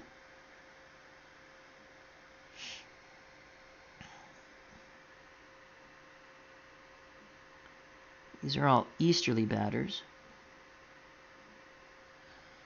And that's it. They're going to go to Larry Sorensen. Sorensen needs to get the final 3 outs. They go to their 5th pitcher in the first round. But, you can't advance unless you win. And again, they'll be able to, all the pitchers will be fresh except the starter. They'll have to go to a different starter. It'll be Sutcliffe to start if they win. So they go to their 5th pitcher, and it's Larry Sorensen, who, as I remember him, was not a bad pitcher. So Easterly, okay, so that's 6 1/3. So then Easterly, how many innings did he go? He went 2/3 there. We're in the 9th. Pitch to 1 batter. 6, 7. He went an inning and 2/3. 7, 8. I think it's an inning and 2/3. Let's just double check. 1, 2, 3. I think you go 2 and 2. Well, whatever. We'll figure it out after. Here's Larry Sorensen. He needs to get the last 3 outs here. Larry Sorensen, the righty, is good for 3 innings in relief. 7 innings as a starter. It was 12 and 11, 4.24. Did give up 21 homers. Struck out 76, walked 65. Strawberry, the tying run at first. Foster at the plate. He's not bunting. He's swinging away. They're going to keep Strawberry close. He's an ace stealer. They're holding him on. Here's the pitch to George Foster. Foster is 0 for 4. Boy, would he like to go bippity-boppity-boom. Pitch inbound to Foster from Sorensen. That is a 6-6. You get your kicks on Route 66. Righty-righty. 6-6. Ground ball to short. Possible double play ball. Franco, we got to go to his rating, is a 3, and that's a 5. A 3 and a 5. Wow. Oh, that's third base. Shortstop. 3 and a 5. Slowly hit ball to short. The only play will be to first, as it's a ground ball C. So that acts it acts like a sacrifice. And now Strawberry's in scoring position. The tying run in scoring position. As that's 6 to 3. Franco had to come in on the chopped ball from Foster. Again, they'll hold Strawberry close, so it'll be a -1 with 1 out. So it'll be 1 through 15. Here comes Kong, Dave Kingman. Kingman singled to load the bases, then was thrown out in the top of the 7th. He was a tying run, thrown out by Gorman Thomas. Sorensen deals to Kong. 1 out, tying run at second. Indians 2 outs away from advancing. 3-9. 3-9. Hard hit ball to short. Out number 2 as Franco throws to Hargrove. A 10, 11, or 12 would have been a walk, homer. But it's a 3-9 righty-righty. The Mets are down to their final out. All hopes rest on the shoulders of Junior Ortiz. Ortiz is 1 for 1. He has singled and knocked in a run. The Mets catchers with Ron Hodges and Junior Ortiz are 3 for 3 and on base 4 times as Hodges walked once. Can Ortiz do it again? Righty-righty matchup. Sorensen 1 out away from pitching the Indians to the second round. The first bracket of 16. Here's the pitch to Junior Ortiz. Indians fans standing here. And that is a 6-3. What will it be? We shall see off the Larry Sorensen card. 6-3. Fly ball to right field. Defense check. Shake, bake, McBride. I'm going to tell you right now, folks, we rolled a 5.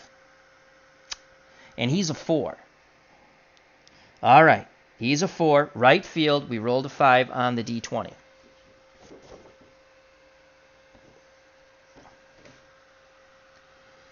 Okay. 4, 5, single, 2 stars. We have a tie ball game. Junior Ortiz does it again. He has just tied the ball game up. Racing around from second is Strawberry. How big was it that the Foster bounding ball moved him over? And it's 5-5, folks. Junior Ortiz, the Mets hero, off the bench. And the Mets had 2 base runners thrown out at the plate in this game. And we're tied up at 5. Unbelievable ball game. And our first game in our 1-and-done series, 1983, my original set of Strat cards. That'll bring up Brian Giles, the second baseman. It is 5-5. 2 outs, top of the 9th.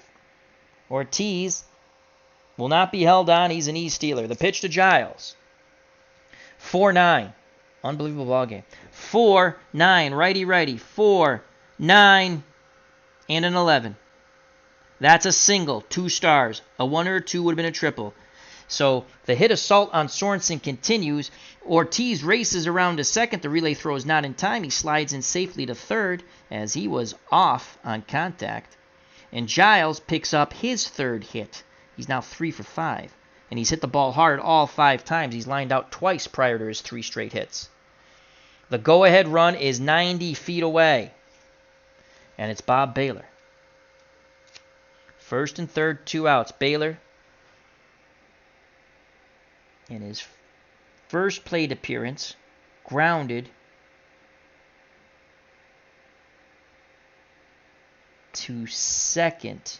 6-4. Out. 6. No, he reached. He singled and then was forced out. So he's 1 for 1. Oh boy, Hasse goes out to have a word with Sorensen. They need to get this final out. It's a tie ball game. 5-5, 2 outs. Go ahead run at third and Junior Ortiz. Here's the pitch to Bob Baylor. Will the Mets go ahead?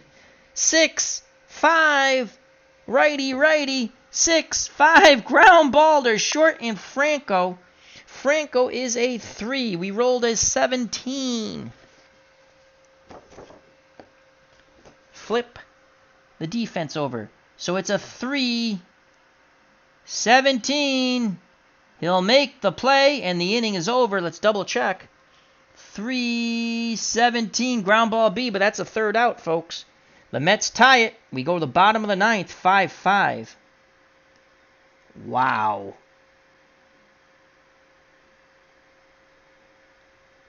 Six to 3.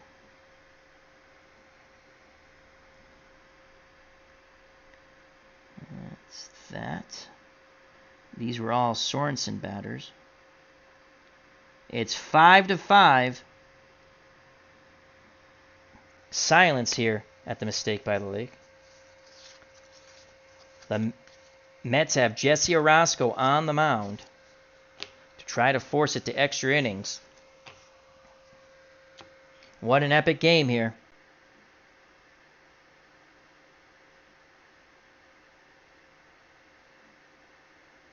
Unbelievable. Unbelievable.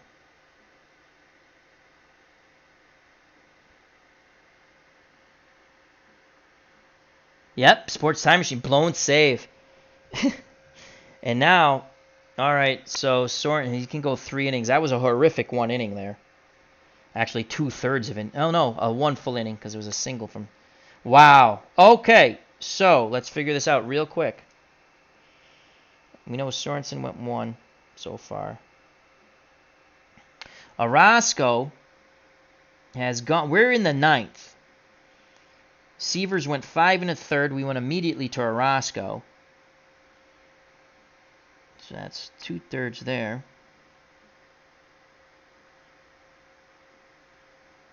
He's gone 2 2/3. So he can pitch to 1 batter and then point a weakness check. And Orozco's staying in to face Ron Hasse. Lefty-lefty matchup. This has been unbelievable, folks. The Indians need to push 1 run across. The Mets need to take it to the top of the 10th. The pitch to Hasse, who's 0 for 2 with a walk. Lefty-lefty. 1-9. 1-9. And a 5. And Hasse will find a gap. It will be a leadoff double. 1-9. A double 1 through 17. We rolled a 5. The winning run is at second. Unbelievable. Ron Hasse picks up his first hit, and what a hit it is. So he's 1 through 9. He will come out of the game for a pinch runner. And it's going to be Bannister's 1 through 15. Who the hell is the backup catcher? We don't give a shit right now. Oh, it's Jim Essien. Bannister. Who would I rather? Bannister 265. Basically, he will be wasted. So Mike Fichlin will pinch run because he only batted 209. He's 1 through 15 also. So Mike Finchler, the Finchler will come into pinch run. Hasse's day is done. The winning run is at second. Oops. Hasse doubled. Let's put that card over here. What a fun game. So we have a pinch runner. Pinch runner. And that's going to be Mike Fish. It looks like Fichlin. Fichlin? Fischlin. Mike Fichlin. I don't know how to pronounce that. Yeah, 1 through 15. We're not going to put any other numbers in. Here's Toby Harrer. He's an A bunter. Do we bunt him over? Harrer is 2 for 3. Banged into a double play last time. Can't do that unless it's a line out. They would play in, so he would be a B bunter. I think you got to bunt in this situation. Now I have horrific rolls. Again, it's not the strategy's fault. It's my horrific rolls fault. So they're playing in to deny the bunt. Here's the pitch. It'll be a B bunter. Let's make sure. He squares. Here's the pitch from Orozco, and that's an 8. God damn it. An 8. An 8. Batter is thrown out by first baseman. Runner advances. So he puts the bunt down. Hernandez thought about going to third, but then wheeled and threw to Giles. And that's out number 1 as we nearly knocked the chart off the little thingy. So Toby Harrer on the B8 sacrifice bunt. Batter is thrown out by first baseman. Runner advances. Winning run is at third. And Mike Fischlin, we're going to call him the Finster, Fischlin. So that is a huge play there, a sac bunt. 3 to 4 on the wheel play. Infield in.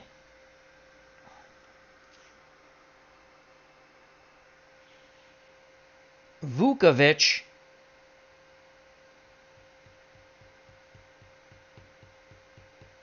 is a lefty. Vukovic will be, what is Bannister? Is a righty. Here comes Alan Bannister to pinch hit. Will they walk? Well, now, if we do that, 1 out. Do you walk the base? No, you don't walk the bases loaded. But do you walk Bannister to set up a pot? But you're still playing the infield in. Can't play for 2. So you wouldn't walk Bannister. You would not walk because you have another righty, Pat Tabler.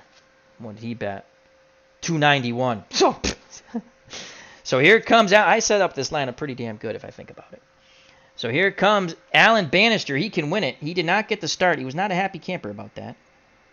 It's a pinch hit for George Vukovic. Vukovic was 0 for 2. He walked, flew out, and popped out.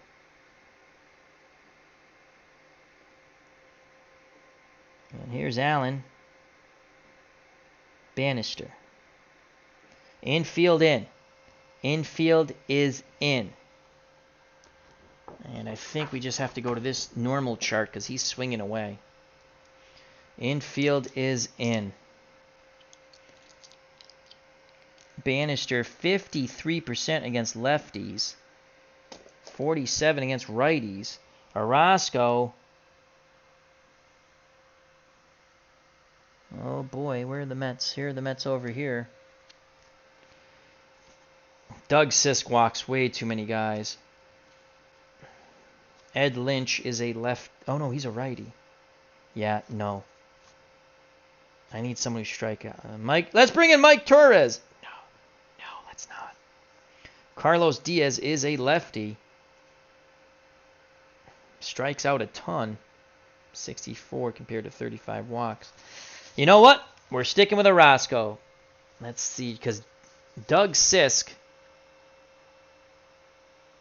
just walks too many freaking guys.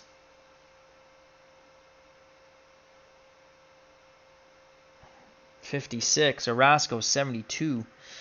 But again, I mean, you have to roll. You got to roll the 4 really on the Orozco card. Sisk walks on the 4, hits on the 5. You'd have to roll the 6. We're going to stick with Jesse Orozco. This is it, folks. Bannister versus Orozco. Winning run 90 feet away. And Mike Finchlin. The windup and the pitch to Alan Bannister. Will he be a hero? That is a 4-8 swing and a miss. He strikes him out. He has not reached point of weakness. And that is a strikeout. Because he's only, even if a point of weakness check, he's only given up 1 hit. So he strikes out Bannister. The Mets bring the infield back to normal with 2 outs now. So Bannister K's. And here's Pat Tabler. Can Pat Tabler win it? The pitch to Tabler from Orozco. 2-4. Will it close the door for the Mets? Or will they go to extras?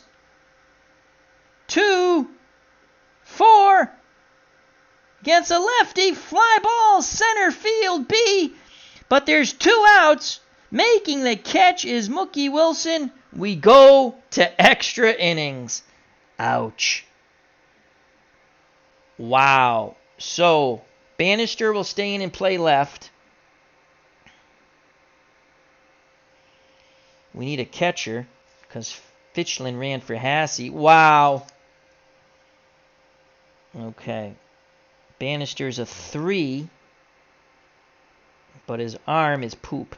He's a +2. He runs faster. He's a 1/15. And he's a CBC. CBC. And he is an E11. So it's really a downgrade in left. And Fichlin is out.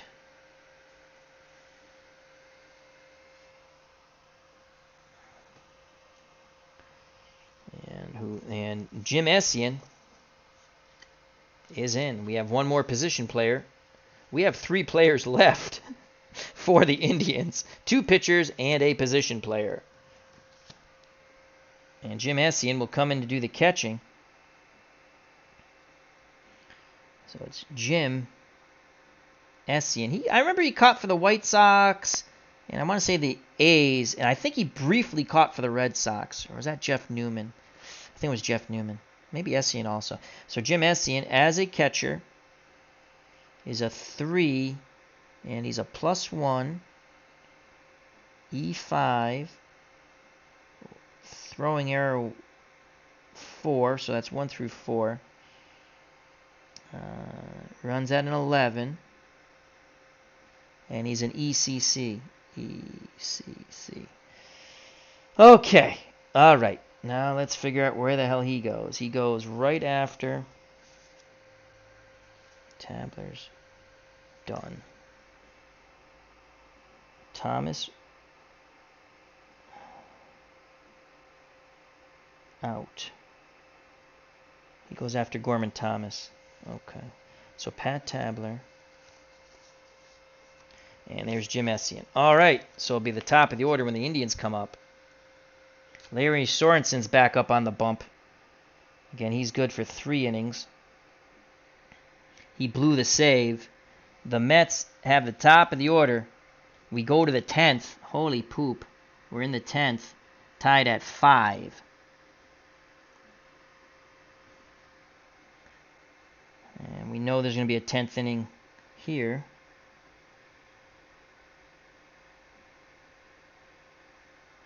All right, so it's Sorensen versus Wilson. Wilson batting lefty.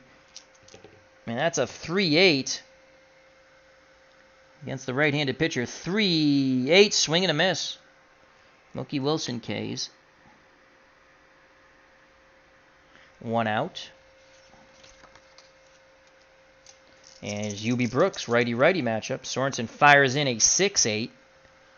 Righty-righty, 6-8. And that's a single to center. Here come the Mets once again.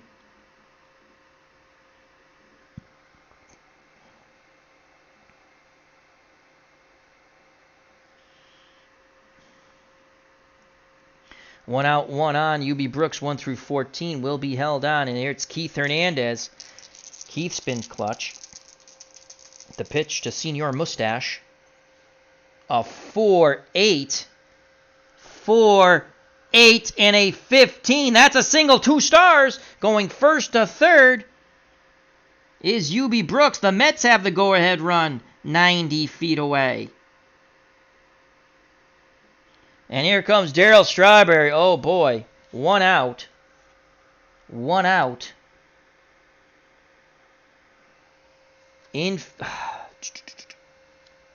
Possible they could get a double play. Let's look at the Strawberry card. His ground outs are all A's. His ground outs are all A's. Oh, let's look at the righty. I'm looking at the wrong. Ground outs. Ground out. A. They're all A's. So to play the infield in, stupid. That's off of his card. Now off the pitcher's card, now that I say that, you know, if you go off the pitcher's card, he's got a bunch of X's. There's a bunch of X's. They're going to play back for 2. Sorensen deals to Strawberry. First and third. Brooks at third, the go-ahead run. They're playing for 2. That's a leaner. 3-8. Against the righty. 3-8. It won't freaking matter. In or out. That's a single. Strawberry singles. 2 stars. Brooks scores. The Mets have come all the way back to take a 6-5 lead. Hernandez goes first to third. Strawberry picks up another ribby. My God, we don't have any other freaking pitchers. Juan Eckelberger, yeah, he's a 4.90. He might have to come in, but I don't think we're at point of weakness. We're going to say screw the point of weakness right now. He's not at it anyway. Wow, Mets take the lead 6-5. Hernandez at third, because that was a 3-8 single 2 stars. Yep. Had it been a double, Hernandez would have scored from first, but they needed 1 or a 2 for that. And here's George Foster. How ironic, Foster's number, which moved the runner over. What inning was that? But it doesn't matter. 6-5. First and third. Here's the pitch from Sorensen to Foster. The Mets have come all the way back. It is a 2 and a 7. 2-7 swing and a miss. So there's 2 outs. Second strikeout of the inning for Sorensen.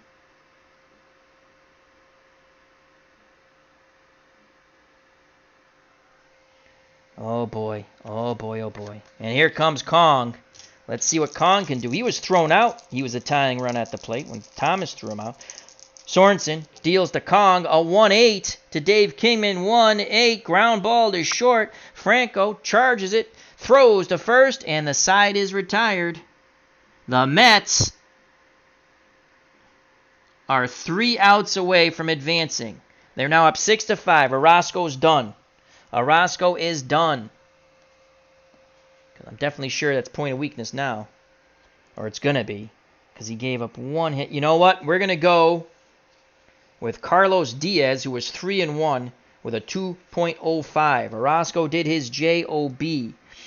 He pitched 3 2/3. Came in the 6th with 1 out. Got the final 2 outs there with a double play ball.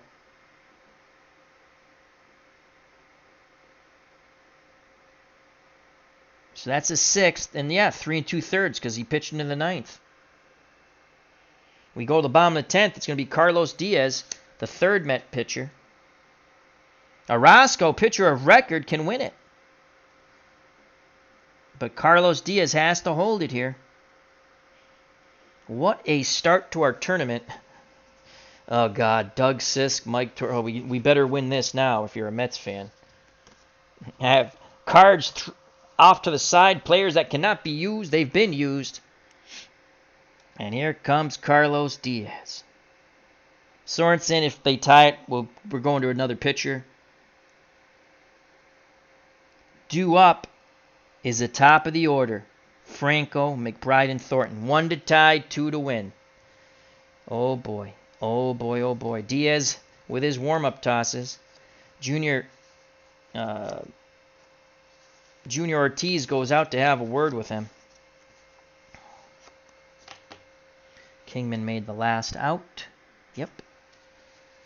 And now back behind the plate goes Junior Ortiz. 6-5 Mets. Bottom of the 10th. They've come all the way back. Here's Julio Franco. The pitch to Julio Franco. Tying run at the plate. That is a 3-5. 3-5 off the lefty. 3-5. That's a walk. Oh boy. The Mets tying run at first in Franco. He's an A stealer. Ortiz, let's look at his, I believe he's a +2. Where is he? Ortiz is a +2. So an A stealer being held on is a -2 +2. It's even Stevens. 1 through 15. McBride at the plate. There goes Julio Franco. The throw down, and he is gunned out. It is a 16. Unbelievable. The Mets say what's good for the goose is good for the gander. The Metropolitans had 2 runners thrown out at the plate. Julio Franco, 1 through 15. It's a bang-bang play. We roll a 16. Making the tag is the shortstop Baylor. And Ortiz, who has singled and knocked in 2 runs on 2 singles, coming off the bench, has now thrown out a runner. A game of many heroes. He's out stealing, and that goes 2-6. Base is empty. And here's McBride. Lefty-lefty matchup. The pitch to Shake Bake McBride. Can he find a gap now? 4-7. Lefty-lefty. 4-7. Swing and a miss! Blows the fastball past McBride. The Mets down to their final. They need 1 more out. Todd B says it's been a fun game. It sure has. I had to take a shot 1 through 15. Get him in scoring position. Andre Thornton, can he tie it up with one mighty swing of the bat? Thornton doubled, then has grounded out 3 consecutive times to the shortstop. Diaz takes a deep breath, nods his head, a bead of sweat. He rocks and deals to Andre Thornton. 2-5. And it's a walk. Thornton battles to a base on balls. He is a tying run at the plate at first, winning run at the plate, and Mike Hargrove, the human rain delay. This game is not over yet. Todd B does not have any more fingernails or toenails in the chat. He is chewing away. And it's Mike Hargrove, lefty-lefty matchup. Thornton will be D Steeler. Can we play no doubles defense? I don't know how to do that, so forget it. You know what? We'll hold him on because I don't know how to play no doubles defense. All right. So he'll be a 1 through 9. Here's the pitch to Hargrove. Oh, you know what? Andre Thornton is the DH. We should put in someone faster. Do we have any? You know what? 1 through 11. No, I mean, you're talking 1 through 11. Nope. We're not taking him out for that. Here's Mike Hargrove. Do or die now for the Indians. Diaz deals to Hargrove. 2 outs, tying run at first, and Andre Thornton. It's a 4-6. Lefty-lefty. 4-6. Curveball. Drops off the table. Swing and a miss. The ball game is over. The Metropolitans come all the way back. They win 6-5. What a ball game. What a ball game, folks. 6-5. The winning pitcher is Jesse Orozco. The save goes to Carlos Diaz. The losing pitcher is Sorensen. The Indians' bullpen, Neal and Hinton, held the lead as together they pitched 1 inning. But Jamie Easterly and Larry Sorensen could not. 6-5, the Mets trailing at 1 point, 4-0. Scored 2 in the 5th. Then Thomas would gong another homer in the bottom of the 6th, made it 5-2. The Mets would score 2 in the 7th, tie it up in the top of the 9th, and win it in the top of the 10th. What a ball game. As Todd B says, so much for my tribe, LOL. Well, this game ran quite long, but it was a doozy. And we'll end it at that. Thank you to everyone else who watched in the chat. Thank you to Todd B, Clinton Parks, and I'm happy whoever joined. I hope they enjoy the Discord. Captain Carl, thank you very much. Yep, 83 was Yaz's last year. Sports Time Machine, Mr. Utah Mike, check out that channel. Ken Castro, thank you. Amish Elvis, my friend, thank you very much. A hunk of burning love. And let's see. Scroll up, scroll up, scroll up, up, scroll up, scroll up, scroll up. Kurt Berglund, thank you. Good friends of the FOC. Appachatter, thank you very much. Tribes fans, sorry. Thank you. Larry Harris, thank you.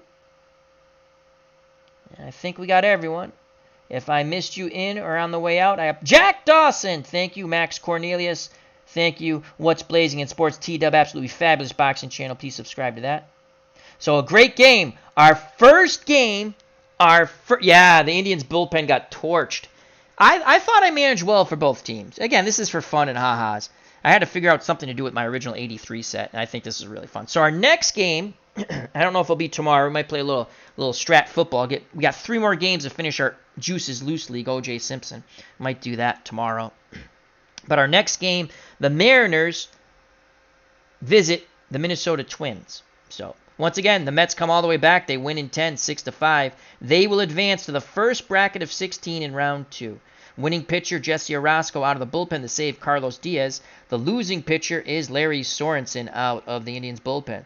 As Todd B., the big Indians fan, says, the Tribe's bullpen got torched.